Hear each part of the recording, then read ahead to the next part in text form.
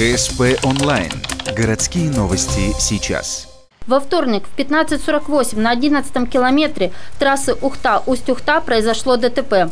Лобовое столкновение двух отечественных автомобилей. Нива ехала из Ухты в сторону КС-10, АК ей навстречу. За рулем малолитражки пенсионер 51-го года рождения. Мужчина не справился с управлением. Он попал в лужу и с лужи его выкинуло на встречку. А я здесь уже почти остановился, то что я остановился, думал пропущу, он пойдет между лужами. Скорость небольшая была. Потому что я говорю, я еще даже сбавил, чтобы пропустить его, а получилось так, что пропустил.